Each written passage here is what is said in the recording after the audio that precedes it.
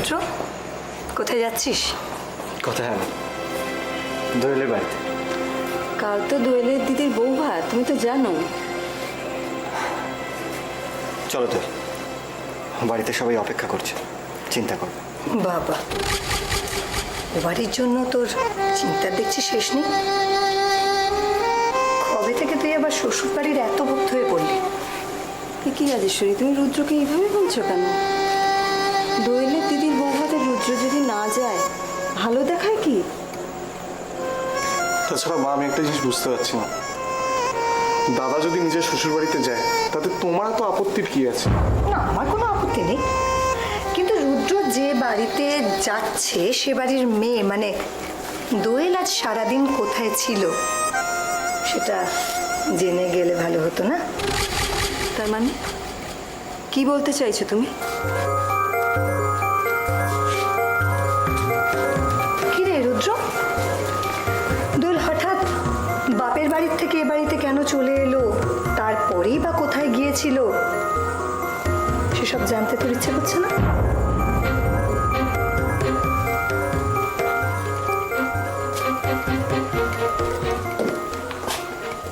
পেপে কি বলছে তোর?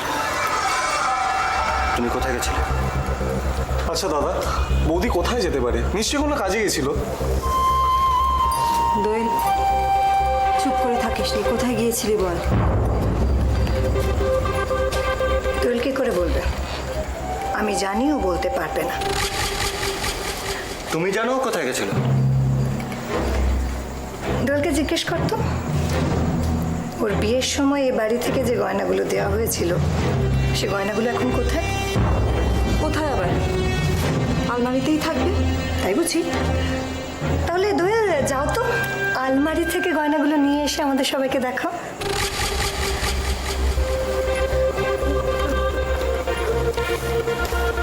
পিসিমণি, আমি বলছিলাম নেই তো, আমি জানি গয়নাগুলো আলমারিতে নেই। তুমি কি বলতে চাইছো? গয়নাগুলো আলমারিতে থাকবে না তো কোথায় থাকবে? কুন্ডু জুয়েলার্সে, সেখানে গয়নাগুলো বহাল তো বিয়েতেই আছে। মা, তুমি সব কি বলছো? আমি ঠিকই বলছি, দোয়েল কুন্ডু জুয়েলার্সে গয়নাগুলো বিক্রি করে দিয়ে এসছে।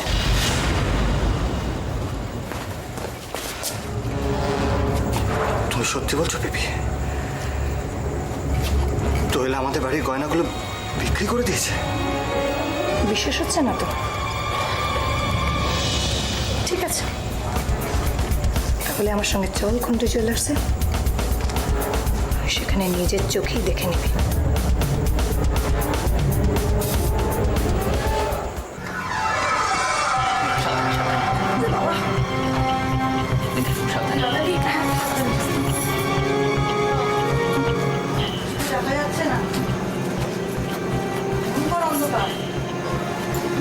অ্যান্টি সোশ্যালরা এরকম জায়গায় থাকে, আলো থেকে অন্ধকারটাই ওদের বেশি পছন্দ। দাদা ঠিক যাচ্ছি তো আমরা? মানে অজিনবাবু এখানেই থাকেন তো? আমি জানবো না অনিচ্ছা সত্ত্বেও কতবার যে এখানে আমায় আসতে হয়েছে। আচ্ছা, এরকম একটা বদমাইশ লোকের পাল্লে পড়লেন কি করে বলুন তো? সে অনেক বড় ইতিহাস। শুধু এইটুকু জেনে রাখুন যে ডক্টর দেবরায় যদি আমাকে টেনে না তুলতেন না, আজকে আমি কোন রসাতলে তলিয়ে যেতাম। দাদা, দাদা ওসব কথা থাক, চল তাড়াতাড়ি চল, যদি কিছু হয়ে যায় তাহলে। দাদা আর কতটা দূর? সামনের গলিটা দিয়ে ডান দিকে। তাহলে দাঁড়িয়ে আছে কেন? চল। আমি কি বলছি, মানে হুট করে এরকম করে না গিয়ে, মানে ওরা যে এরকম বদমাইশ লোক। আপনি ঠিক বলেছেন। শোন অপু, আমার কথা শোন, তোর এখানে একটু ওয়েট কর, আমি ভেতরে যাচ্ছি, অবস্থা বুঝে ব্যবস্থা নেবো। না না, আমরা কেন এখানে দাঁড়াবো, আমরাও যাবো তোর সঙ্গে। অপু আমার কথা শোন, গজেন্দ্র একটা সাংঘাতিক লোক, যে কোনো মুহূর্তে যে কোনো খারাপ কাজ ওরা করতে পারে। হ্যাঁ হ্যাঁ, মানে উনি আগে গিয়ে যদি একটু দেখে আসেন যে পিউ আছে কিনা, তারপর না হয় আমরা স্যারকে খবর দেবো, তারপর উনি পুলিশের একটা কিছু ব্যবস্থা করতে পারেন। না দাদা, আমাদের যা হয় হবে, তাহলে একটা বাচ্চা মেয়ের যদি কিছু হয়ে যায় দাদা, আমি যাবো। দাদা অপু আমার কথা শোন, আমায় যেতে দে প্লিজ, আমি নিজে পারবো। আর শোন, যদি আধ ঘন্টার মধ্যে না বেরোই তাহলে পুলিশকে খবর দিবি। কোনো কিন্তু নয় অপু, এখানে দাঁড়া, আমি আসছি।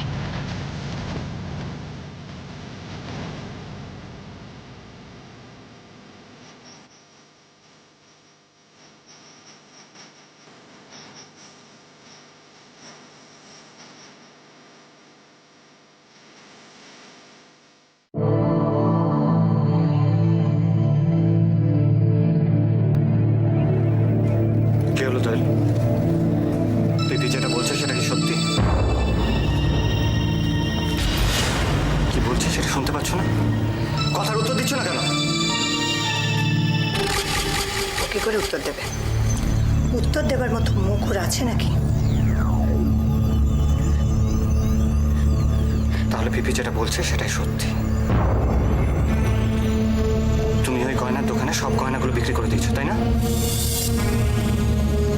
চুপ, আমি হ্যাঁ কি না? দাদা, তুই তো বৌদিকে চিনিস। বৌদি এরকম কাজ করতে পারে কখনো? তাছাড়া আমি একটা জিনিস বুঝতে পারছি না, রাজেশ্বরী তুমি এত নিশ্চিতভাবে কি করে বলছো যে ও গয়না বিক্রি করতে গেছে? তুমি জানলে কি করে? এক্স্যাক্টলি, বৌদি তো কোনো পার্সোনাল কাজেও বেরোতে পারে। দোয়েল যখন সেদিন এ বাড়িতে এলো তখনই আমার কিরকম একটা সন্দেহ হচ্ছিল, তাই ও বাড়ি থেকে বেরোবার পরই আমি ওকে ফলো করি। পরের ঘটনার কথা তোমাদের তো জানা, আমি কুন্ডু জুয়েলার্সে বলে এসেছি গয়নাগুলোও যেন ওরা বিক্রি না করে।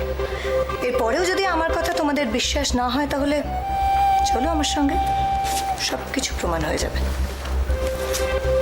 দোয়েল, ও দোয়েল, সত্যি কথাটা বলে দে না।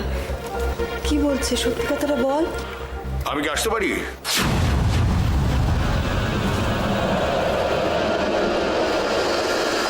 কি ব্যাপারে আপনি এই সময়? আমি আসতে বলেছি। কিন্তু কেন? দোয়েল তো ওর খুব প্রিয়, তাই না? দাদার মতো উনিও দোয়েলকে ভীষণ বিশ্বাস করেন, তাই দোয়েলের কুকীর্তির কথা ওর জানা দরকার, সেই কারণে। কি ব্যাপার বলুন তো? দোয়েল কি কোনো অন্যায় করেছে? আপনি শুনবেন? তাহলে শুনুন।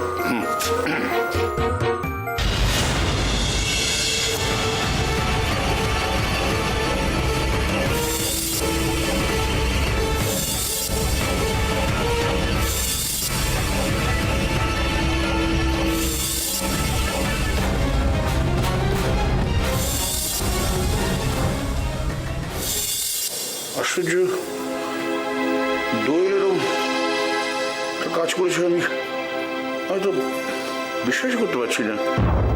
তাহলে সোমেশ্বর, আমরা কি দোয়েলকে চিনতে ভুল করলাম? দোয়েলের মতো পরিবারের মেয়েরা কি বিশ্বাসের মর্যাদা রাখতে পারে নাকি? এবার বুঝতে পারছেন তো আপনারা মানুষ চিনতে কতটা ভুল করেছিলেন?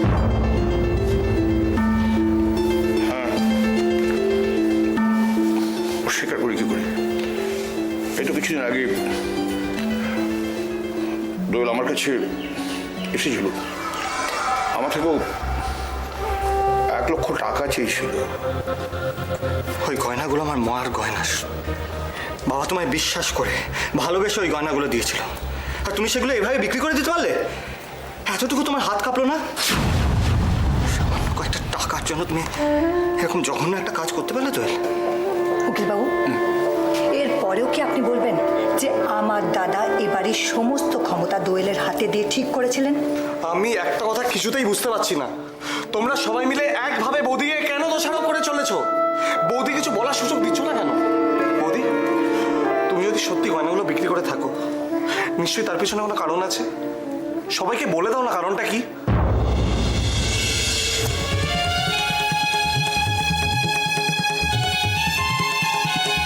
আর দেরি হয়ে যাচ্ছে, আমি আসছি।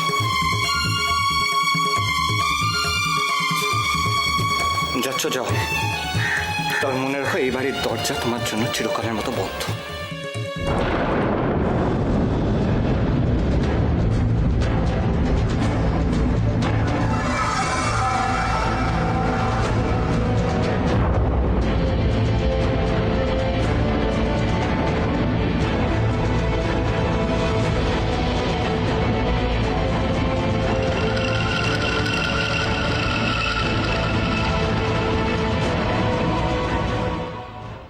দাদা, বাচ্চাটাকে সামলে দিয়েছি।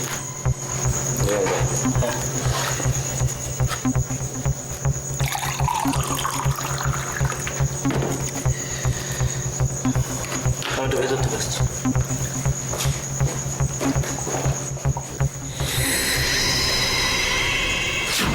আরে কি আশ্চর্য সন্দীপ, কি ব্যাপার? হ্যাঁ, এতদিন পরে হঠাৎ আমাকে মনে পড়লো? ও, তা তুমি তো এখন আবার ভদ্রলোক।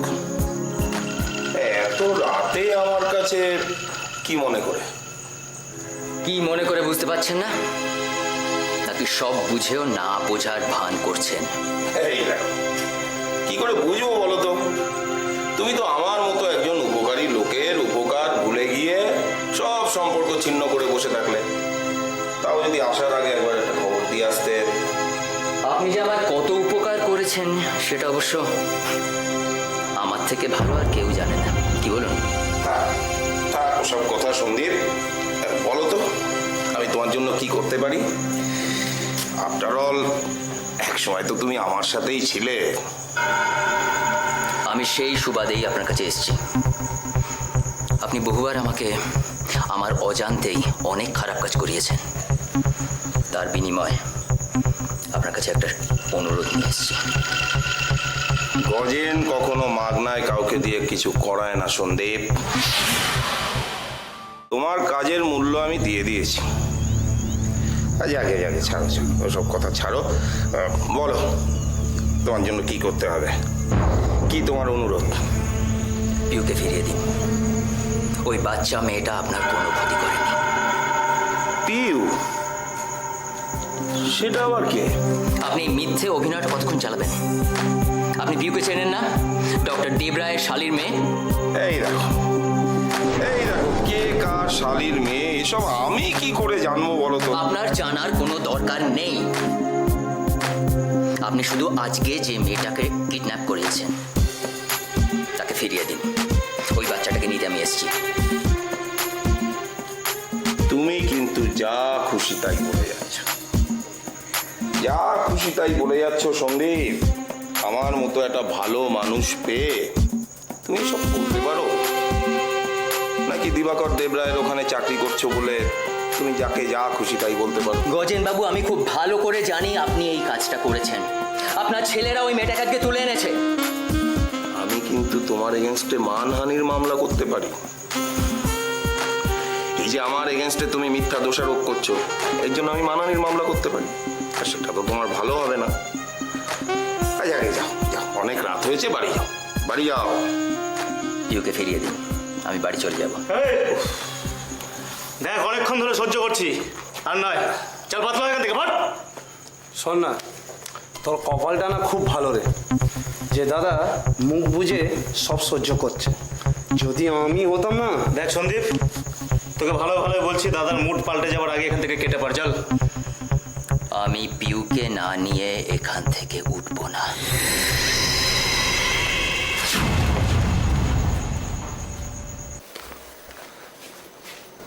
আরে চন্দন, তুমি এখানে?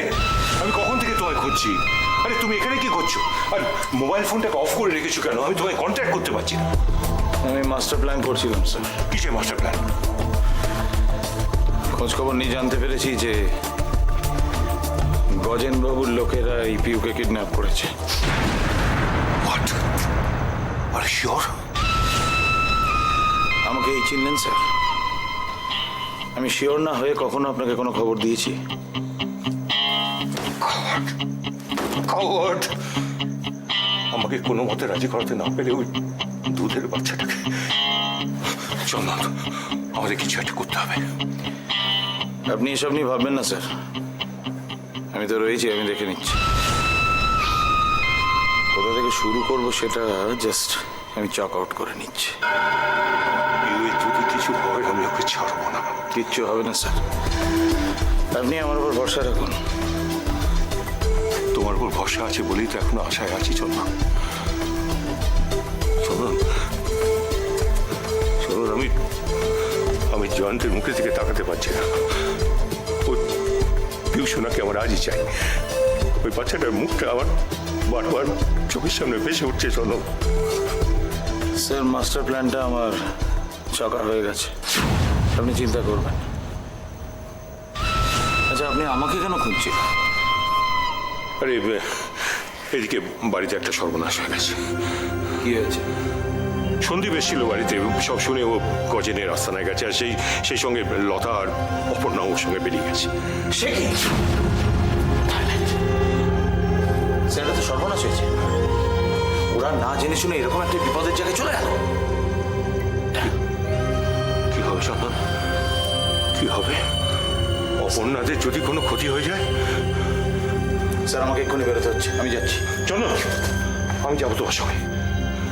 ওকে স্যার, তাড়াতাড়ি করুন, আমাদের হাতে সময় নেই। চলো।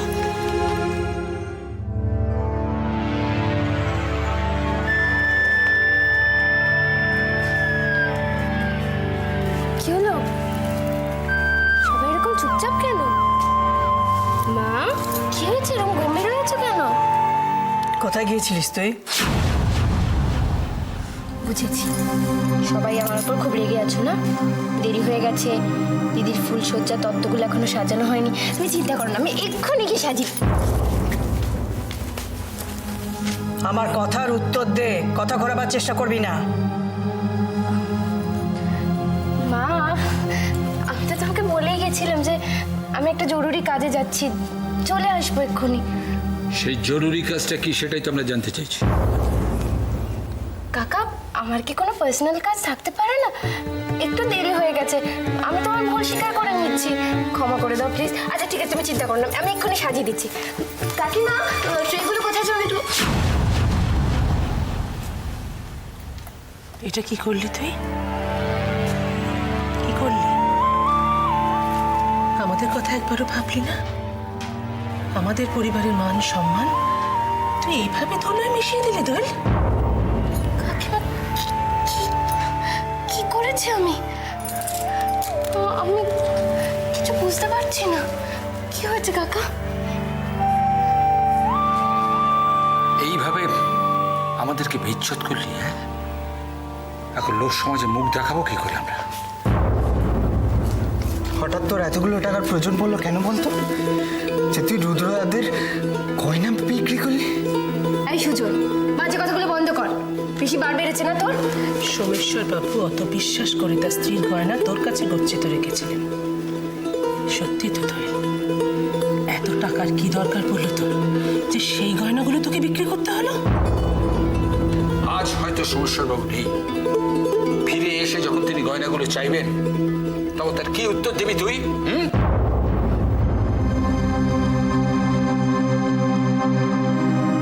তার মানে নিশ্চয়ই ও বাড়ি থেকে ফোন করে সব বলে দিয়েছে। কিন্তু আমি এখন কি করে বলি যে টাকাটা বাবার জন্যই দরকার? না, এখনই কিছু জানানো ঠিক হবে না। আমাকে যে যতই ভুল বুঝুক না কেন, আগে বাবাকে ছাড়িয়ে নিয়ে আসি, তারপরে যা হবে দেখা যাবে। দোয়েল, আমি আর তোর বাবা তোকে এই শিক্ষা দিয়েছিলাম? তোর শ্বশুর বাড়ির লোক তো তোকে চোর বলবে। এরপর তোর বাবা যখন আমাকে জিজ্ঞেস করবে যে আমি কি শিক্ষা দিয়েছি, আমি কি উত্তর দেবো বলতো? আমাদের তো কিছুই বল। আপনারাই জিজ্ঞেস করে দেখুন ও কেন এটা করলো। রুদ্র, তুমি? ও, তুমি তাহলে? কেন? খুব অন্যায় করে ফেলেছি। তুমি যা করেছো সেটা তোমার বাপের বাড়িতে এসে বলেছি, পুলিশকে তো বলিনি।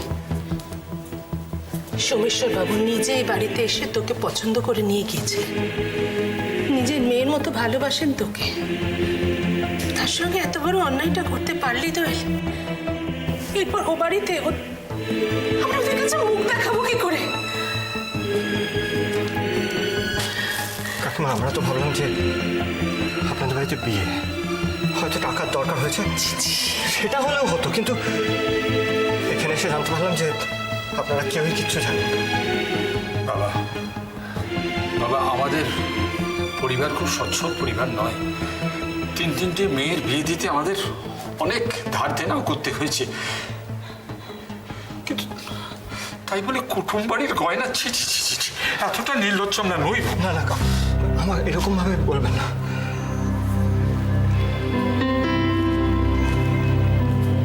ওই বলুক না, এত টাকার ওর হঠাৎ করে কিসের দরকার হয়ে পড়ল? কিরে চুপ করে আছিস কেন? বল।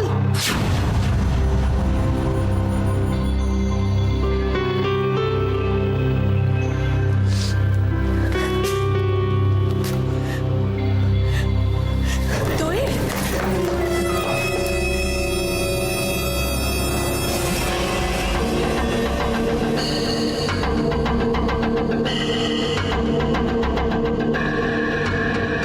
দাদা, আপনি বললে এটাকে টপকে দিই, শালা আগের বার ফসকে গেছিল, এবার আর ফসকাবে না।